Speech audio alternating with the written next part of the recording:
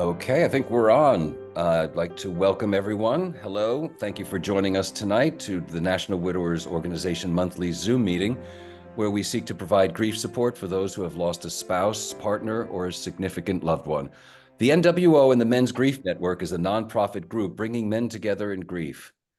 Our organization is led by experts in loss, many of whom are widowers, and others who have grieved significant losses. The NWO offers free of charge resources, including articles, blogs, books, peer-to-peer support, and more to help men through this very difficult time and beyond.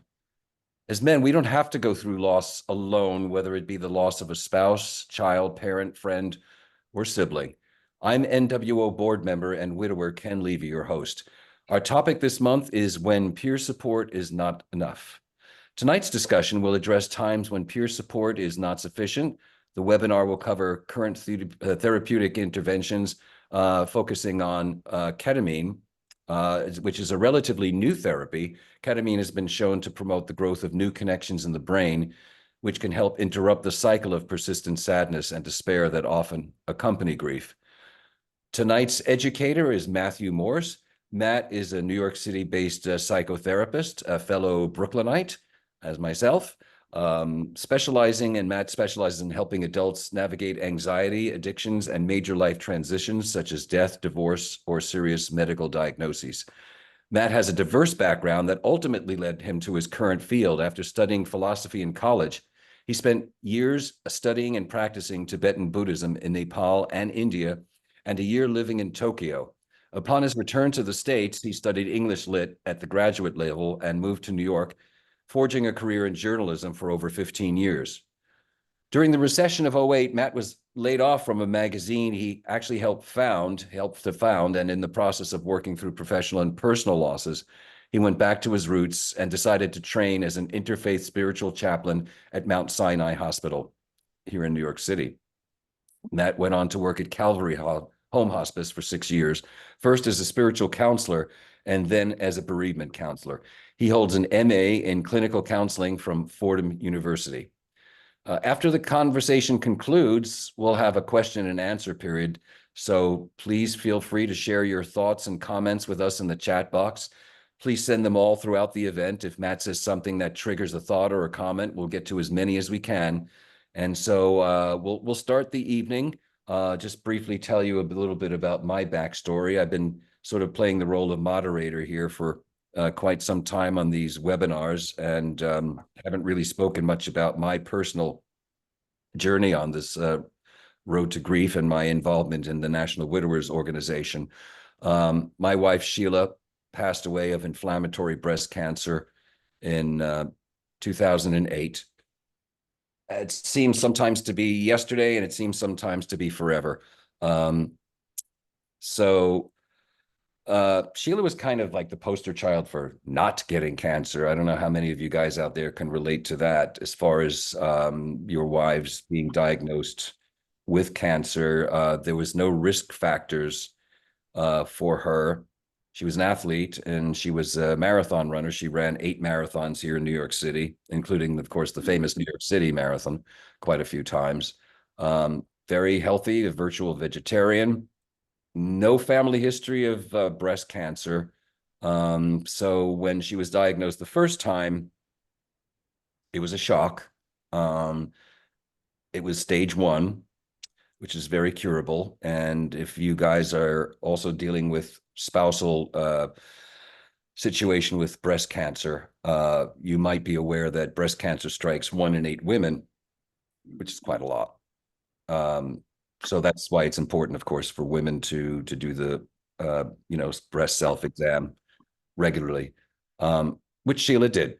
Sheila was very on top of that. She was very on top of health issues, which is another reason why we were both shocked that this came up.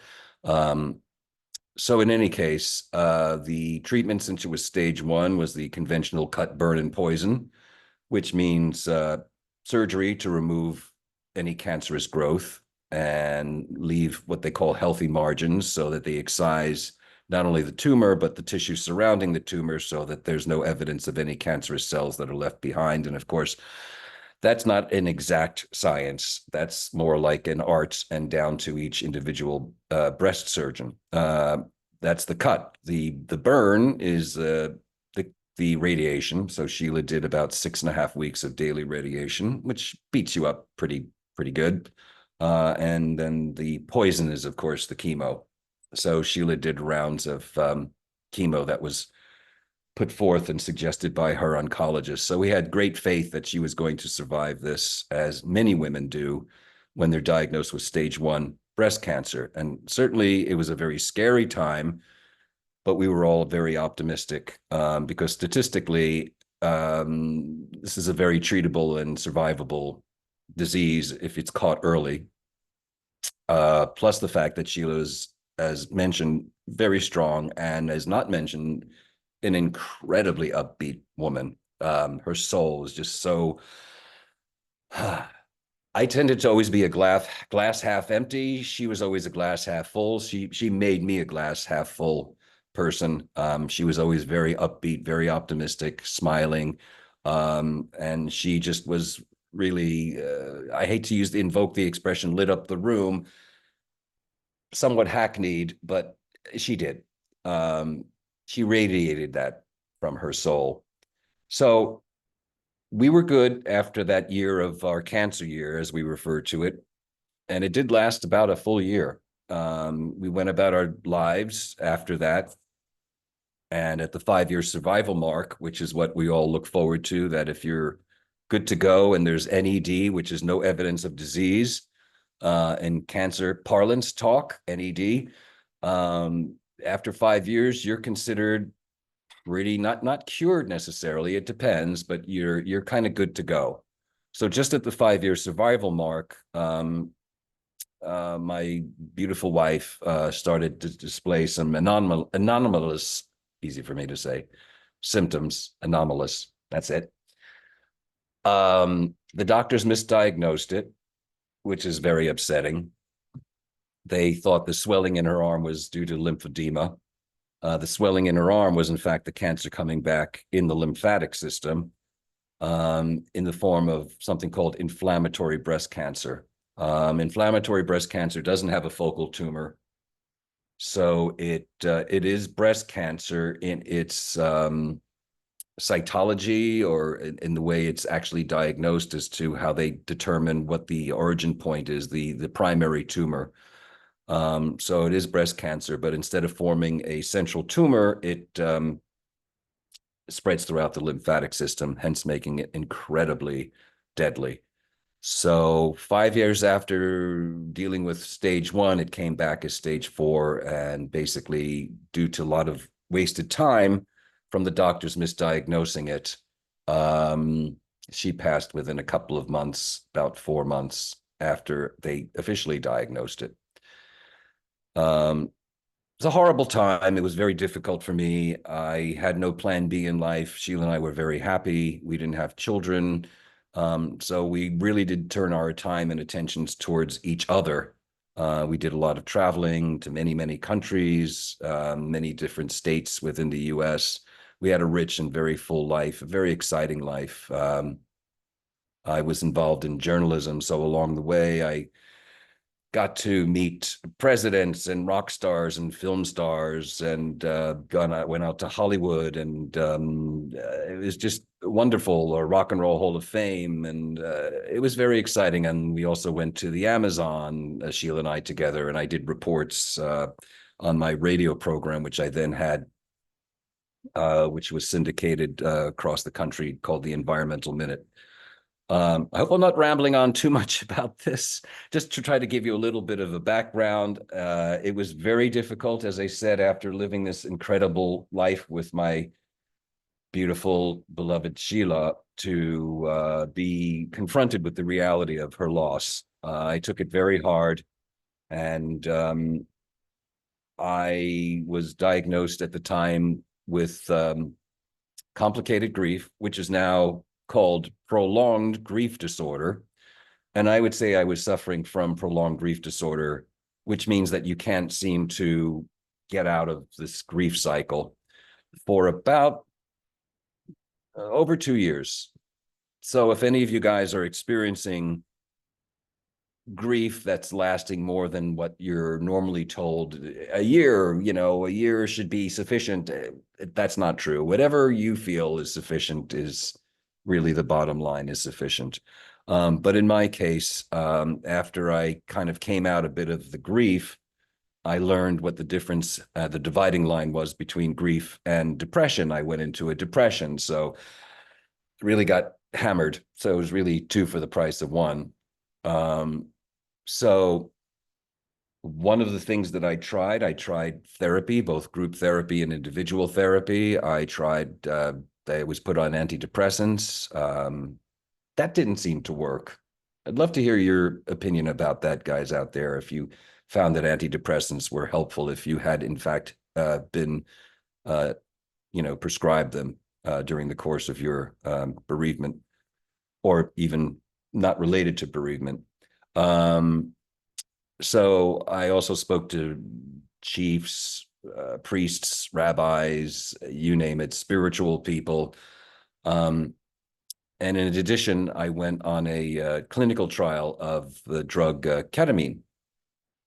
So ketamine, if you're not aware, and Matt will jump in a second to describe a little bit more accurately, far better than I can, the nature of the drug ketamine. But ketamine has been found to be very effective in terms of doing some rewiring in the brain, as you might have been reading also in the media, that psilocybin, there's studies going on with that, or as we used to call it back in the day, magic mushrooms. So there's a number of these psychoactive components that are in the news that are being seriously studied with clinical trials by some very big hospitals, very big universities, for their effectiveness and their efficiency in treating depression and the feelings that come about from being in bereavement and grief. So the topic of tonight's conversation is when peer counseling isn't enough. Counseling is a wonderful avenue to pursue. Guys tend to maybe sometimes shy away from it, but I found it very useful and helpful. And I think if you're here with us tonight, you might find that useful as hearing this story from other guys that have walked the journey of spousal loss with you. So when peer counseling isn't enough, there are now these other possibilities that have come into the fore.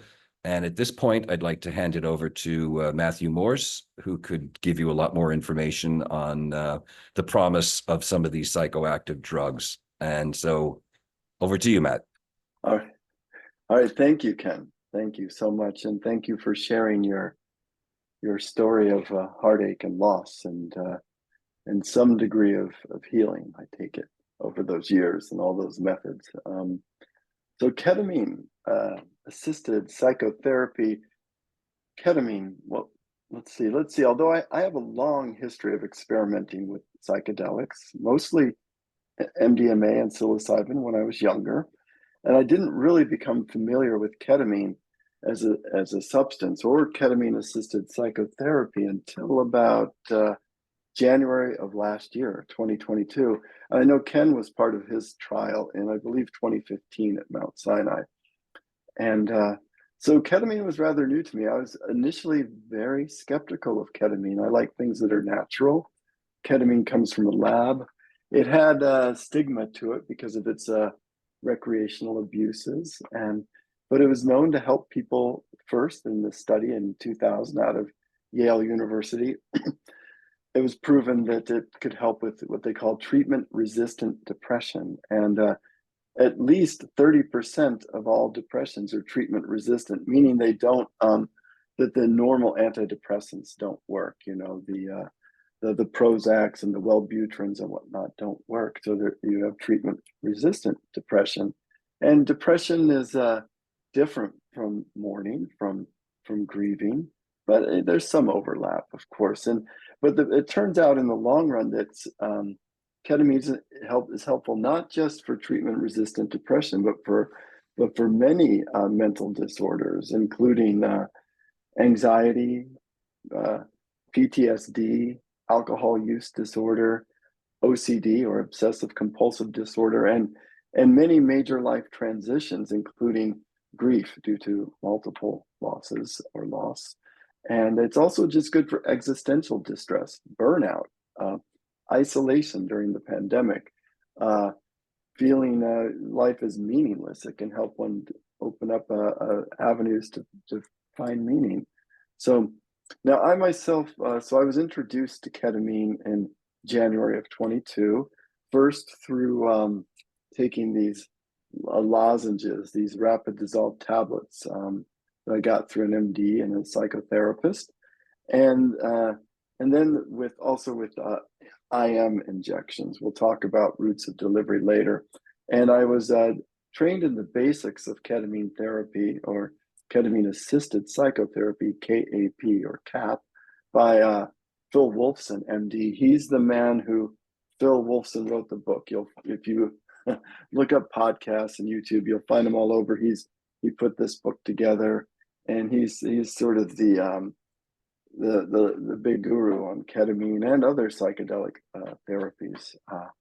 So I did go on a retreat with Phil upstate New York, and that was a lot. I learned a lot about that. Phil also has a background with doing MDMA therapy, especially back in the 80s before it was cracked down on by the war on drugs. In, I believe it was 86, it was made illegal.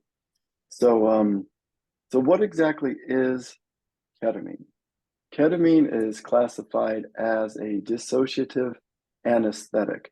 Anesthetic meaning that it's anesthetizes the body, and then dissociative, and that the mind is dissociates from the body and from ordinary thoughts and thinking, worries, concerns, obsessions, pain, memories, even dissociates a bit, and in that dissociation, there's a certain freedom for healing. So, and ketamine was originally it's an offshoot of phencyclidine or PCP, which had terrible side effects.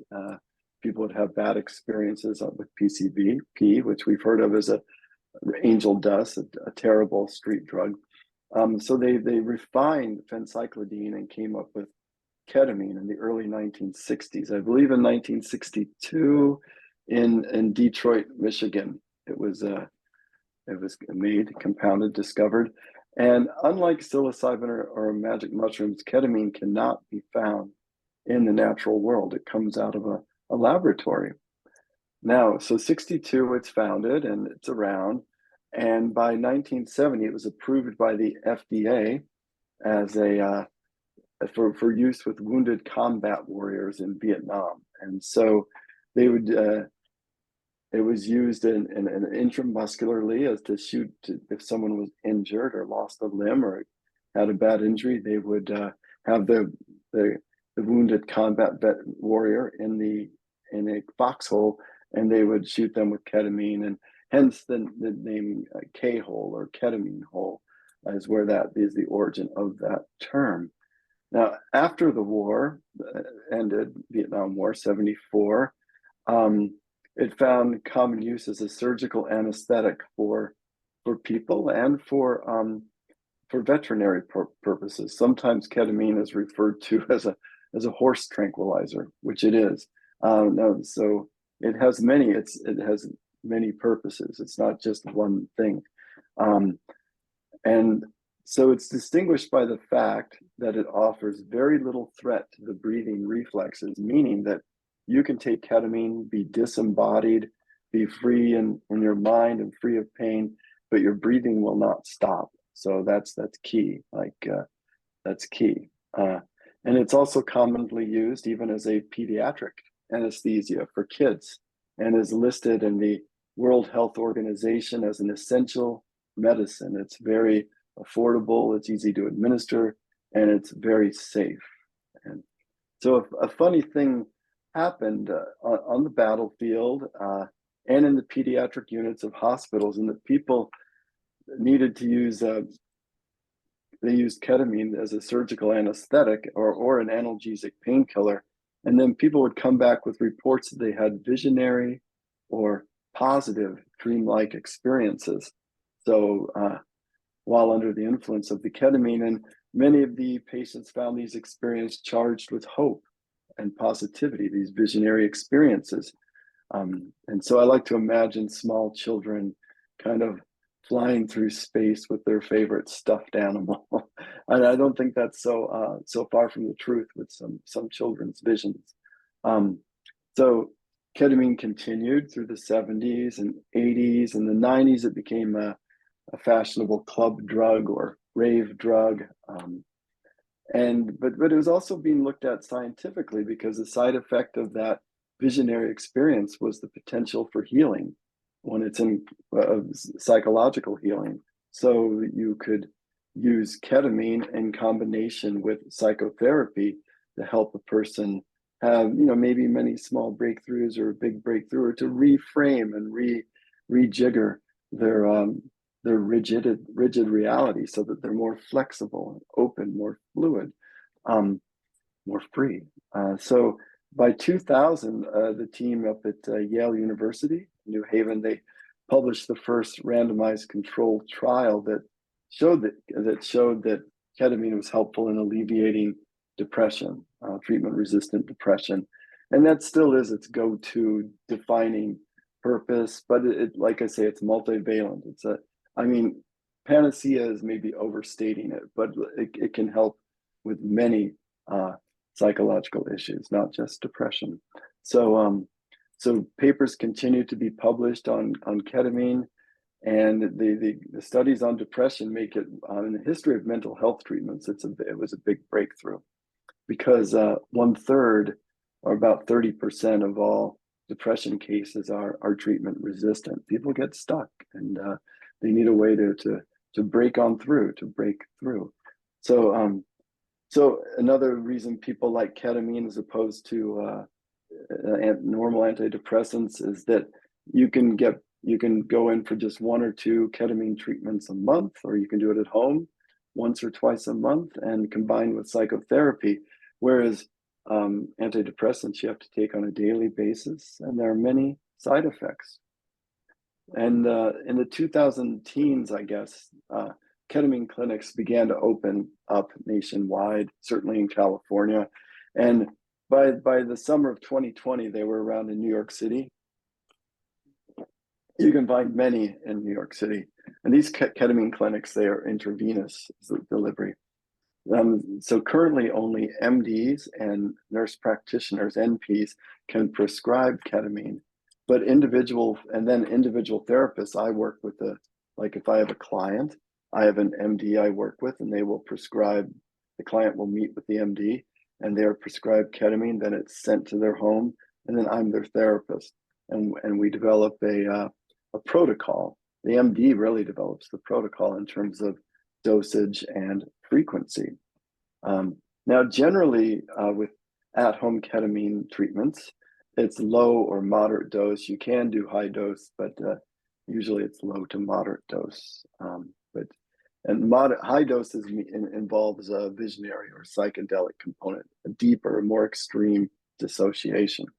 So in terms of routes of administration of ketamine, all the clinics you hear about, most of them are intravenous, and that's good in that it can be measured slowly and carefully. But it's also very expensive. Like each treatment you go into is $600. The ketamine clinic might sell it in a pack of 4, so you get 4 treatments for, say, $2,000. That's just a lot of money, and insurance doesn't cover ketamine treatment usually, unless you also have a physical issue. But that even then, it's challenging. So that's intravenous, where they hook you up with IVs and you stay there. And the great disadvantage of that also is it's very cold and clinical. Your therapist isn't with you. It's all very there's something very like being in a hospital, like having needles stuck in your arm. So you're far removed from the human warmth of psychotherapy, which is key in healing. Is the therapeutic alliance or relationship with your therapist. So that's IV. The other one is intramuscular. You can also inject intramuscular, just straight through the muscles. That that can be done anywhere. Frankly, it doesn't have to be done with an IV. So if you had a psychiatrist that you worked with, you could go to their office and get it. That would still be expensive, but it's a beautiful route of delivery, intramuscular IM. And it can only be administered by an MD or an NP, a medical doctor or a nurse practitioner. So that's the disadvantage. So therefore, it's expensive. Your therapist cannot administer intramuscular psychotherapist. Then the method that I use in my practice is with lozenges or rapid dissolve tablets. And these are some rapid dissolve tablets. These were, I believe Phil Wolfson came up with the idea of rapid dissolve tablets. You put them, you might start out with one, you go low and slow, you build up to two, maybe you get to three or not, and you put them in your mouth, starting with one, and on an empty stomach so you don't get nauseous, and you swish for 15 minutes. I usually do 15 minutes. Some people say 12. Some people do a little more in the privacy of their home. And then you spit out the liquid, and then you put on your eye shades. These are eye shades that are special eye shades, very dark. And then you put in your music, your sound playlist. Usually a big part of this therapy is the music. But you can listen to most everything. Most people say you should listen to ambient music with no lyrics, that's calm and gentle, not a lot of rhythm, ambient music. But I've experimented with ketamine a lot in my own treatments for myself, and you can listen to whatever you're inspired to listen to. It could be crickets, it could be songs that remind you of a certain period in childhood, or songs that you shared with your loved one, your deceased wife. It's really up to you. Use your imagination and be creative.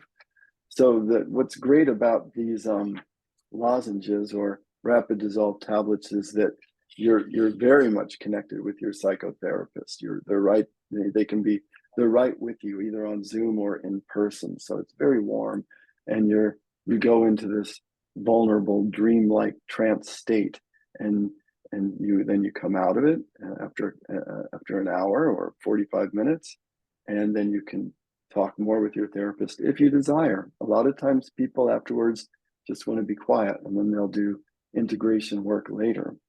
And usually even before the ketamine enters the picture, you will have met with a therapist, have a relationship with them going back maybe months, or I'd say at least 2 or 3 times, at least 3 times, really, to really get to know your therapist. They know you, you know them. You helped your client, approach what they need to work on, so that they're clear about it. And when you go in, you have a light intention, not too rigid, because you never know what'll come up. The mind it's a dream state. It's like predicting your dreams. You can nudge it a little, and sometimes you will have lucid dreams, or you will have a lucid journey on ketamine, which can be quite beautiful. You can go back and visit a favorite place with your loved one, or you could go back and visit a place where you were hurt in your past and heal trauma. Whatever needs to be done. And so those are the big 3 ways of delivery: intravenous, intramuscular, and lozenge. And a 4th method is nasal. That's become very popular recently. That's where you spray it up the nose and hold it in the back of the brain. It's good, it's okay. It's good for low dose, medium dose.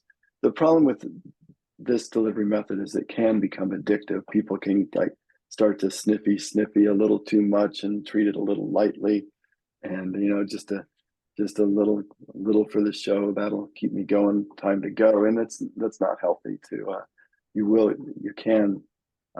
Addiction is a very real thing. I'll get to that shortly. Now, one thing we should talk about is the K-hole.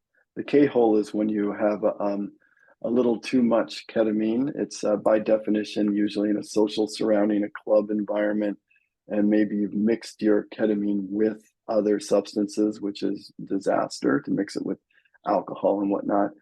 And so that you can definitely go into a K-hole and have a negative experience where you're frozen in fright and fear and have negative visions. If you pass out on a dance room floor at a rave and there's boots all around you and weird music and lights and not a safe place. But what might be a K-hole in amount could become a transformational space in a therapeutic setting.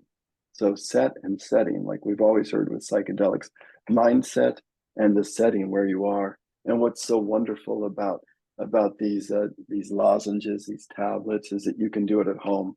So the setting is very safe, very protected, very cozy, I might say. So you want to, you'll still have, if you do a lot of high dose with these, you'll still have physical immobility and hallucinations, but it'll be of a positive sort. It's rare people have a negative experience with ketamine assisted psychotherapy. And plus you have to remember, you start low and slow. You might do 1, then you build up to 2, then 2.5, then, like you're just low and slow, and more is not better. Better is better. You don't want to just go for numbers or hitting new. It's not like CrossFit where you're trying to do your PB, your personal best. So once again, what might be a K-hole in recreational setting or in a party setting might be extremely healing, that same amount in a therapeutic setting.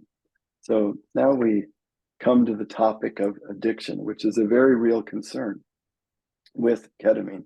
Ketamine is not as addictive as opioids or cocaine or methamphetamine, but it is addictive, absolutely addictive. It can be.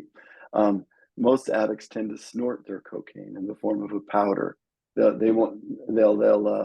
find a way to cook it up, or they buy it on the street, and you never know what you're getting when you buy on the street. And they do powder, and they do what they call bumps with a little spoon, or they chop it into a line. And some people do. I've had clients who were ketamine addicts, and some of them would do it multiple times a day, every day. And when the pandemic hit, a lot of people ended up doing that. It was their way of coping, and it's very dangerous. So, and then they get addicted to the warm glow of ketamine, the somewhat paranormal powers, the vision of it, the possibility, the hope that's built into the experience. But they overdo it, and they use it to kill just physical pain, mental pain, and some of them seek those high dose sessions of great wonder and vision, and then they develop a tolerance. Like anything, the more you do it, the more you develop a tolerance with use and frequency, and eventually they will do, with ketamine, you will do permanent damage to your bladder and kidney and other organs, as well as to your brain, your thought processes. So you should really you can go through a period where you might use it once a week, but then you quickly taper off and use it once a month is fine for most people, just to check in, or even less. You don't need it that often. What's more important than the ketamine, more important than the medicine, is the psychotherapy and the work you do on yourself on a daily basis. But it is addictive. It can be, so you want to be careful. And of course, many things worth doing in life have a built-in danger, and ketamine is one of those things. So avoid snorting ketamine. Don't mix it with other things. And at the end of the day, don't use it too frequently or in massive doses. And one of the reasons, after you switch this for 12, 15 minutes, one of the reasons you spit it out is so you don't do damage to your organs, to your bladder and kidney. So by spitting it out, when you swish it, it's absorbed sublingually into your mouth, and then it goes through the blood-brain barrier, but it doesn't get to the organs. So that is addiction, and I think it's coming out of that in general. It's safe to say ketamine is not for everyone. Some people, it makes them very nauseous, even if they take anti-nausea pills beforehand, even if they fast and take anti-nausea pills, they can't handle it. Some people, it's rare, but some people might vomit. So especially when you're first getting to know this substance, you want to have a sitter with you, either a therapist, and if the therapist is online, then you want to have a friend or loved one in the room with you, not holding your hand because it's your own personal journey, but either in the room or in the next room, sort of keeping an ear open for you. And and ketamine isn't for everyone for a lot of reasons. Some people are definitely afraid of losing control, and hopefully, if you start slow and go gradual, you can learn to let go, learn to lose control. It's a lot like meditation. It's a lot like meditation, and those who do decide to look into ketamine for healing or just to optimize their sense of wellness and wonder in life will get a lot more out of the medicine if they approach it always with a good ketamine therapist and a meditation habit and reading habit, self-help reading habit, work and better living through chemistry. I believe in absolutely, but also better living through living. We can't just rely on a medicine to cure us. It's a slow process that involves a lot of moving parts. So once again, it's not just for treatment-resistant depression. It can be used for many different ailments and illnesses of the mind and psyche, and it does increase neuroplasticity. That's the key. That sense of openness and wonder and possibility, and that neuroplasticity is the kind of the hot buzzword in neuroscience here in the 21st century, but it just means pliancy or flexibility, openness, wonder, awe. Then there are different schools of regarding how ketamine works. Some people, it's purely a mechanistic school. I tend more towards the therapeutic. Therapy as an art form. I lean more towards it as an imaginative work than I do with it just being a chemistry experiment. But because you can go back with your imagination and some hard work and willing to face your pain and your imagination, you can go back and see the painful traumas of your past and see through your obsessions to relax around memories that underlie your anxiety or depression.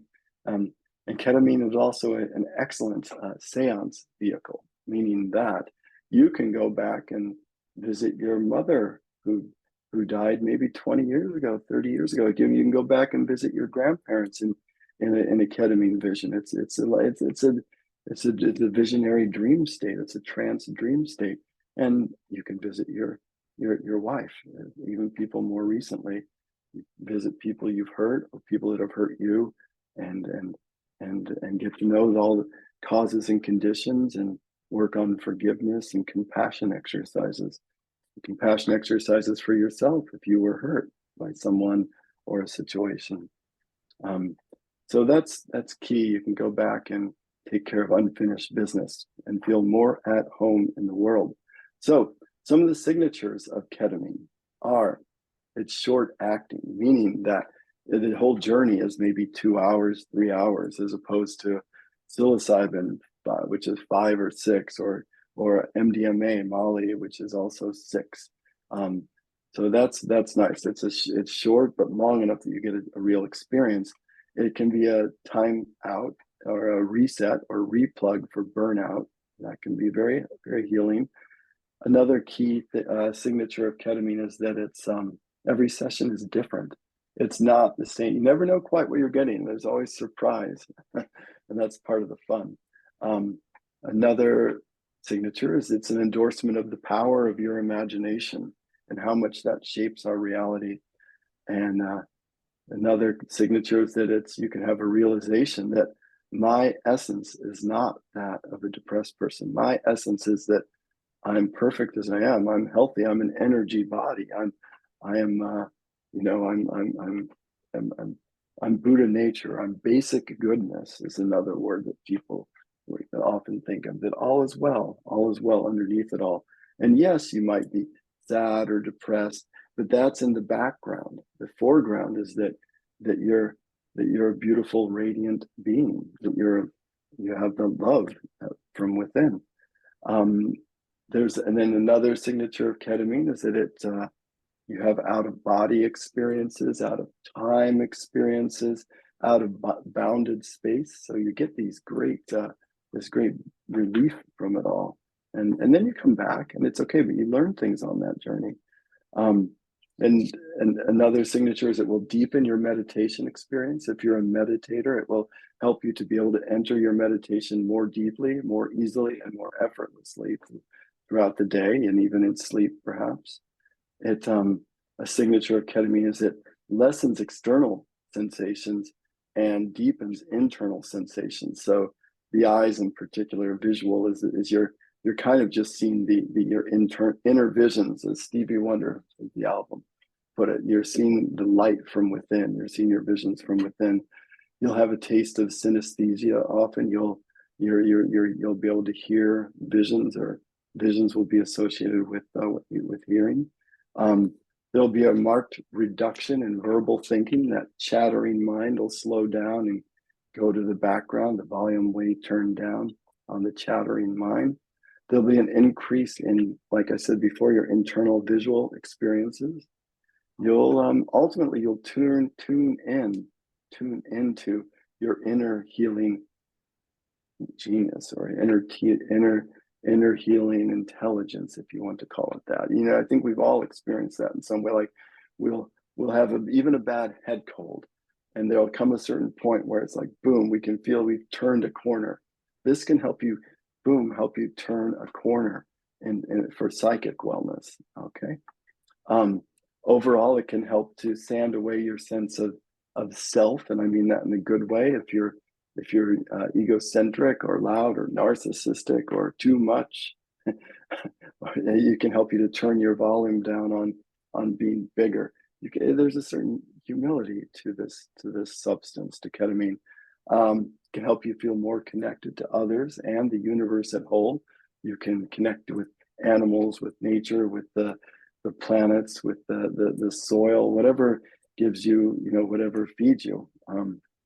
Again, you'll have this sense of being an energy body that's connected across time and space and ages. You can go to ancient Greece. You can go to visit your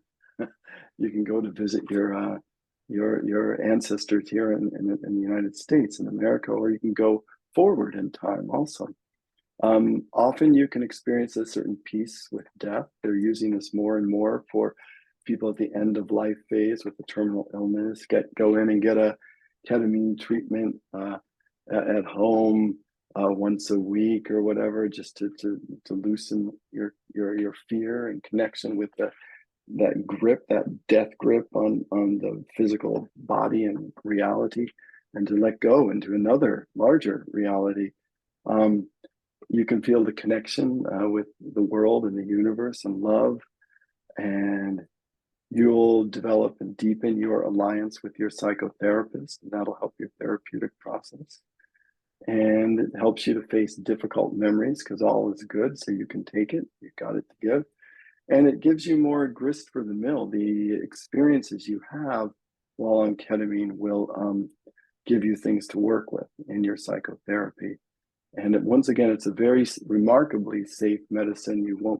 Your breathing won't stop. You won't die. Some people think they've died, but you don't. And that's why you start slow, low and slow.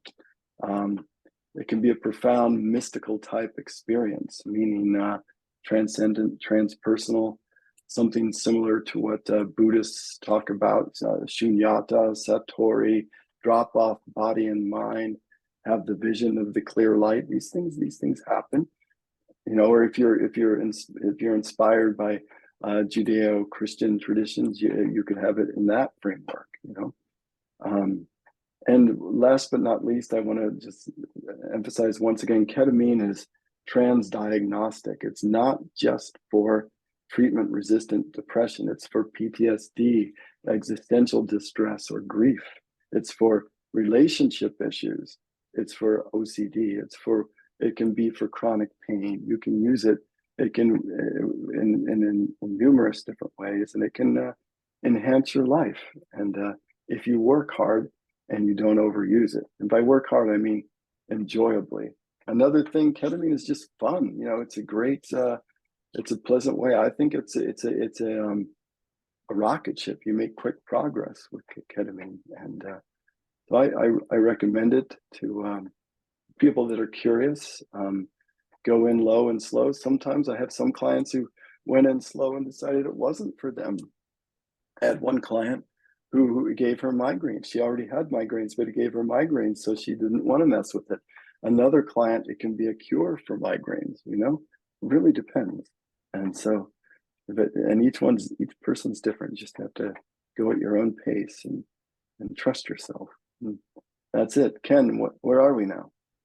Well, that's fascinating. I really am intrigued by the possibilities of this. Of course, we're most focused on how this would benefit those that are either newly bereaved or who are stuck in complicated grief or prolonged grief. And how could ketamine actually help those that have um, lost someone and are finding it very difficult to get out of bed in the morning? Yeah, well, it can help. Well, the psychotherapy alone will help, uh, slowly. And then if you're interested in ketamine and your psychotherapist is familiar with ketamine, then it's a boost. It can speed up the process, deepen the process. Not that there's any hurry to heal, but it can make the process interesting. It can make the process less of a chore or burden, and it can. I've used it with a woman recently. Her mother had died in 2022, young at 53, cancer, breast, and then her brother died that same year, 2022, died by suicide, and so she had two losses in 2022, and just recently she did some ketamine and had a profound seance experience and a forgiveness experience. So she, in her vision, in her inner vision, she visited both her mother and her brother, and really came to a lot of peace, long-standing peace with the situation. Now it's not one and done. She's been working on herself and been in therapy, and she takes care of herself. So that's how it works. It's a profound. It can sort of be a bump in your processing and your grief journey, right? Absolutely. As I mentioned, found very little solace or relief from traditional antidepressants, whether they were SSRIs or norepinephrine based or serotonin based. I even tried Yeah. something that was glutamate based. So I think those were the big three. So it is an Yeah. intriguing possibility. I'm curious. I suppose the science geek in me is curious as to what the mechanism of action is, or is it actually not really known how the brain reacts to this compound? Yeah, there are people that know. It's sort of a little bit out of my wheelhouse to talk about it. It's beyond my scope of practice. But there's a good talk, if you're a real science geek. There's a podcast interview with Andrew Huberman out at Stanford where he talks at length at the level of teaching medical school students about the how it works scientifically. So, yeah. So it has something to do with the glutamate receptors and altering that. Yeah. I'm hearing more and more about the implication of the glutamate aspect of treating depression. I think in the past it seemed to focus mostly on serotonin. So we might have some of our viewers out there that are also intrigued by this, and they might have a few questions in terms of where it could be obtained and maybe some anxiety over whether this is something that might be something that is somewhat intimidating because the treatment for this is so unorthodox. So let's start off first. I suppose it does, of course, vary state to state and jurisdiction by jurisdiction. But those that are interested, what's the best route for them to pursue trying to find out more about obtaining this treatment? Right. Well, the ketamine clinics are all around. There are many in the city. It's a big profit business.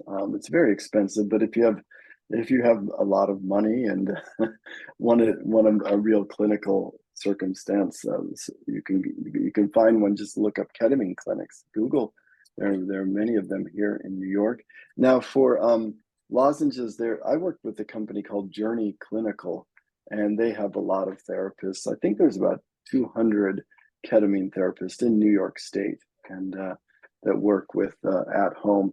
A lot of people do both. They might do some IM like once every 3 months, and then they are some intravenous, and then they might do this in the other session. So they combine the two, because again, the intravenous is a little too cold, and it's expensive.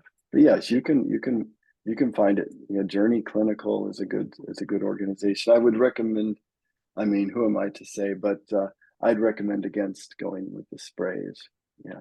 Yeah, you did mention. I could Yeah. I could see that too. That would be possibly more open in that delivery And method for abuse. and the problem with Mind Bloom is also very expensive, but you can find also you can go on Psychology Today and look up a therapist and type in ketamine and come up with people. They'll come up.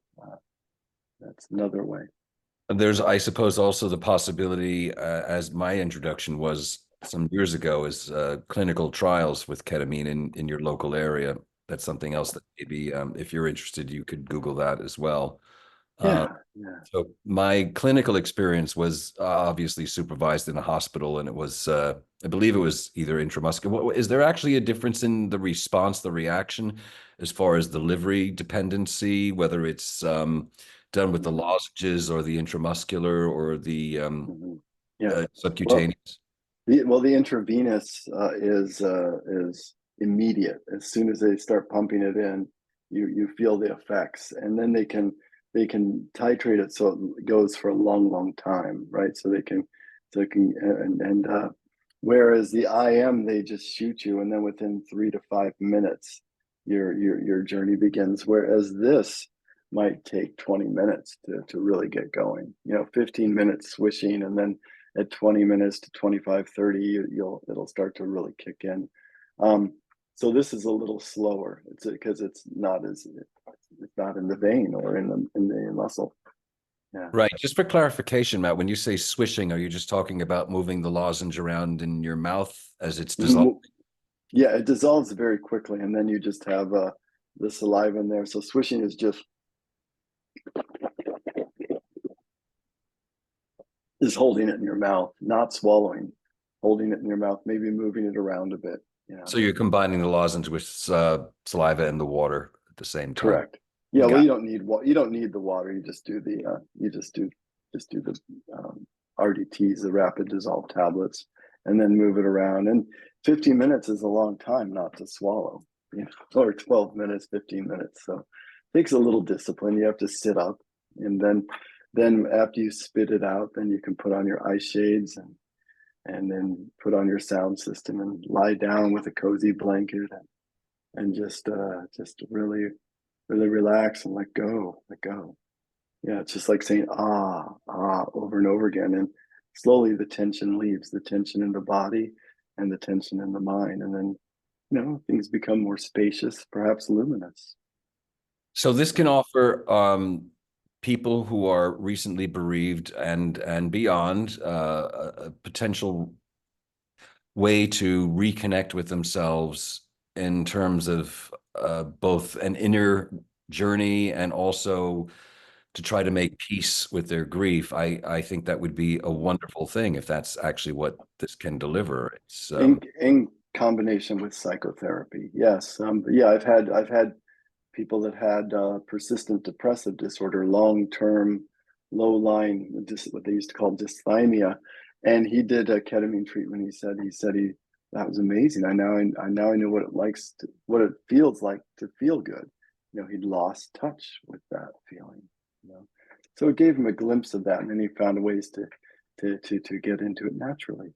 Yeah, I mean, natural is best. If you can, if you can have um, you know profound inner healing experiences or even mystical experiences without medicine, that's the best. Natural is best.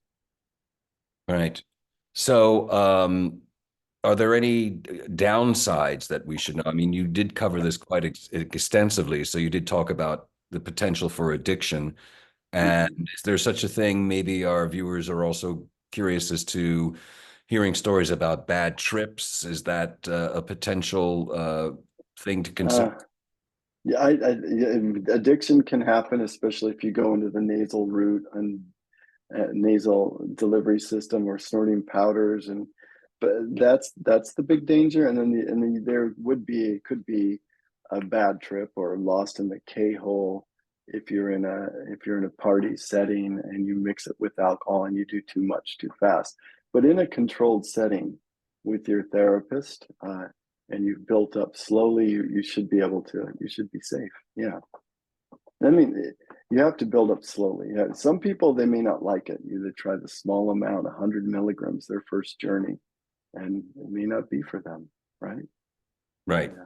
right. So of course, your mileage may vary, as they say. That's So correct. And it's not based on weight or size. It's more about how solid your ego structure is. So a tiny 110-pound human man, even also may may be able to handle or need a lot more than a big guy who's open and relaxed. It really depends.